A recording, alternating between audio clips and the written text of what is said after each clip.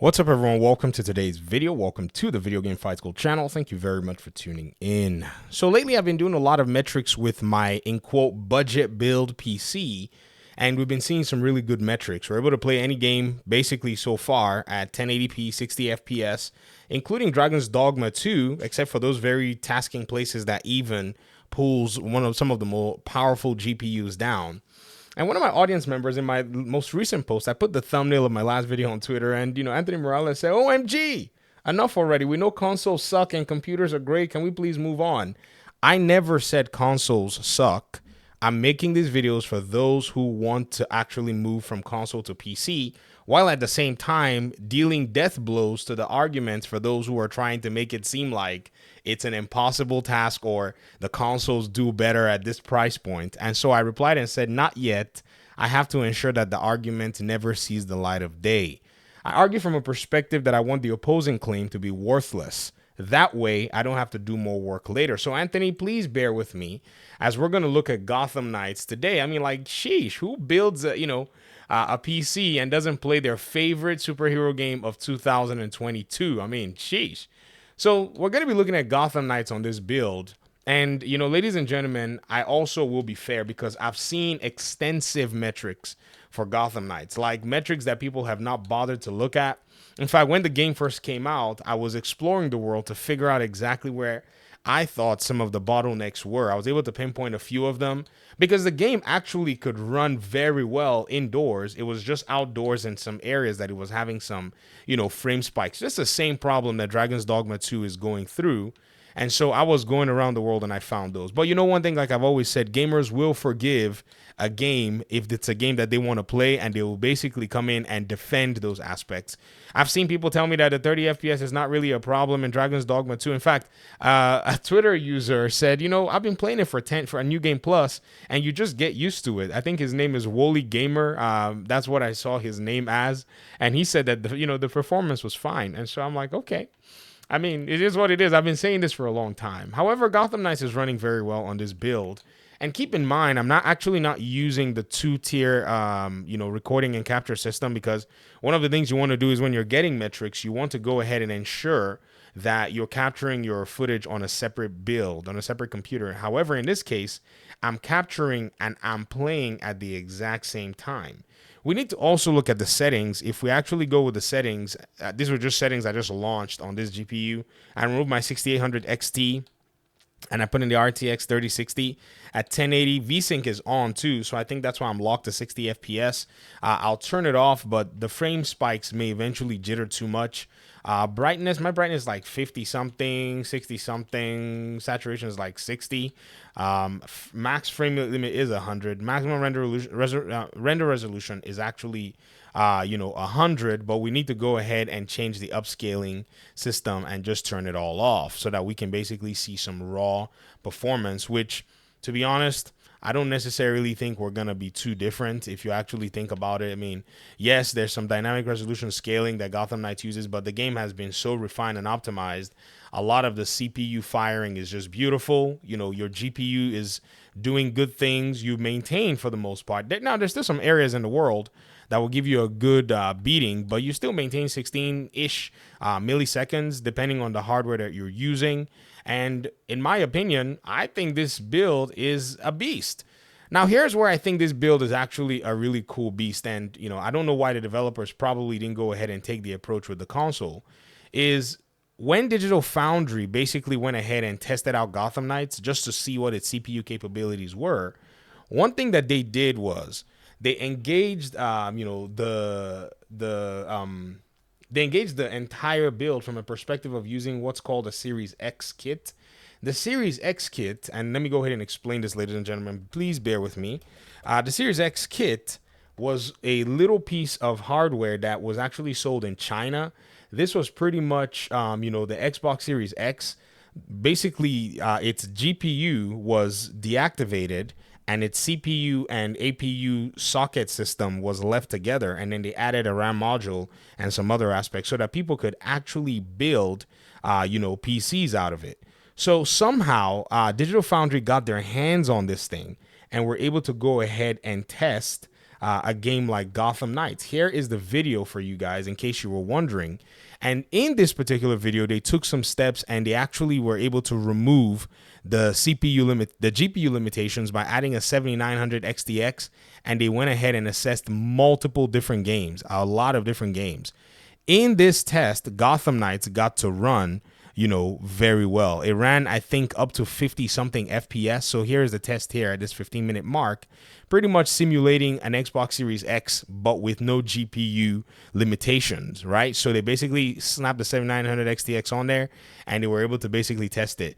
And yes, the Series X was able to basically push the game, at high and some interesting settings, basically unlocked the frame rate, and you could basically see close to the game the settings. It was doing about 54 FPS. So this is actually pretty good. The one thing I don't really remember is the resolution that it was doing it, but we know that the AMD 4800S is the CPU inside of the Xbox Series X and S as well too, but compared to the Ryzen 5 5500, it doesn't meet it up. It doesn't even come close, because they even did some other tests, even comparing the 4800S here. If you look here with the Ryzen 5 3600 and with the Ryzen 5 3700, the Ryzen 5 3600, I think, is the old version of the Ryzen 5 5600, because they basically moved they made like a little upgrade in the generation and such. So I don't really know where the Ryzen 5 5500 stands in this case, but I mean, back to the Gotham Knights metrics, you can see that in many places the game will run close to 60 FPS if it was simulated, if it was actually allowed with unlocked frame rates on the console. However, the way the game, is running cannot stay, in a stable way, continue to, leverage a lot of what the CPU is able to do. It's not able to basically, it doesn't have enough power to be able to do it. So because of that CPU limitation of the 4800S, the game is basically, running at 44 FPS or so. And this is at 4K, so that's actually pretty good. The game actually does have a huge optimization aspect to it. And so this is almost the same thing you see in Dragon's Dogma, Dragon's Dogma 2, in a sense. But here's the thing. This particular GPU, even as low as 39, 35 FPS, I'm sure if we try to do 4K, we'll probably see something similar on this GPU. And the beauty of this is, this GPU does not promise you 4K 120 FPS like the PS5 and the Series X actually somehow suggests, not giving you a full caveat that this is based on the games. They do give you the caveats on the side of the box in very small print. So for a system that tells you, I'm going to give you 1080p and you're going to be able to enjoy an average of 60 FPS, 16 ms frame time for the most of your gaming, and you're actually getting it, I think this PC is a beast. I think this PC basically, it flawlessly decimates the console when you weigh the pros and the cons. And if you're wondering, but wait, isn't it running at 4K versus 1080? Because I'm gonna see that person that brings a resolution argument. Well, remember the video that I showed you guys just a few hours ago? I ran Unreal Engine 5, on this PC build with Blender both open at the same time, to show you that you can also use this PC to do game development. You have a lot of utility with it. You also have the capability to be able to do way more that you could ever pull off on a console. And so these are things that must be factored in, especially when you look at the whole, point of view. And that's basically for you guys here on the channel that are looking at saying, what does game development look like? What was it going to look like if I actually wanted to go ahead and, develop a game? How was that going to look? Another caveat that I must put up here, like I said, I'm also recording, so this may also be something that you must pay attention to, because the the performance is actually skewed, because now I'm actually hamstringing the CPU, if you get what I mean. So let me go ahead and up that frame rate limit. Let's see what it can do with an unlocked frame rate. Let's look at some of the others. Everything here is going to be, it's on highest. Oh wow, so highest of textures, except for environment density. Let's see what happens here. Is it going to still be able to maintain a good 60 FPS? Possibly. And what I wanted to say is, this is the Xbox version of the game running on a PC. You can, because the game has the play anywhere capability, you can run it on both aspects. You can notice that we have a little bit of a frame spike because now we've basically moved that FPS as well. You know, when it's trying to meet a higher FPS target, this happens in the game. For some strange reason, this is going to happen. But once you lock it at either 60 or maybe lock it with, you know, to like 80 using, if I'm using my 4090, I usually lock it to 80 FPS and it gives me a smooth 80 FPS in almost every situation. So here, this is exactly what I was talking about once you unlock the frame rate. The best thing that I think the developers could have done is create a frame lock system just like we have on PC, and that would have basically helped a little bit. So what you can do is you can progressively go, let's say 65 FPS. That's what I've noticed about this game. I mean, I've messed with this game's you know, system so much, and that can also give you a little bit of you know, leeway in terms of the performance. So again, you know, this is pretty cool. Another thing too, you know, is the difference that you'll see when it comes to, say, hold on, let me beat these guys up a little bit.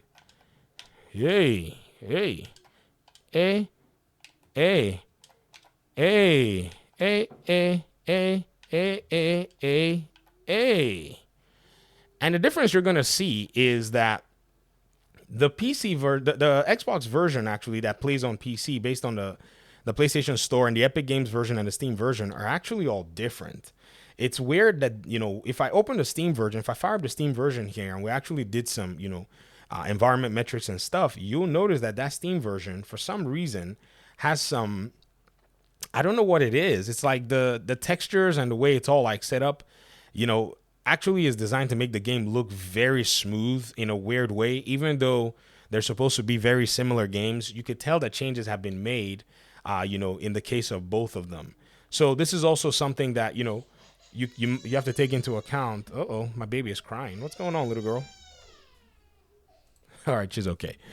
And so this is something you have to take into account when you're looking at the different versions of the game. You know, you can do the Epic Games version. You know, you get similar, you know, in terms of performance, but just wanted to make sure that this caveat is actually put out there. So I guess that wraps it up for now with performance checks on this particular build. Like I said, those of you who are thinking of making your way to, you know, the PC side, instead of making the move to the PS, you know, 5 Pro or waiting for the PS6, I mean, you have a better option. Right now, PlayStation is basically committed to moving everything in its library as much as it can to the PC platform. So you don't even have to wait as you did back in the day. So now you're going to have some day one games like Helldivers 2, and then maybe some others are going to take some time to come to the PC platform, of which are going to be getting the more optimized version at the end of the day. This is just one of those really cool, you know, perks that I think that a lot of people can leverage. And if you're standing on a precipice, I would say, you know, by all means, take that leap. Thanks so much for watching the video. I appreciate your guys' time and audience, and hopefully we'll talk pretty soon in another one. Peace out.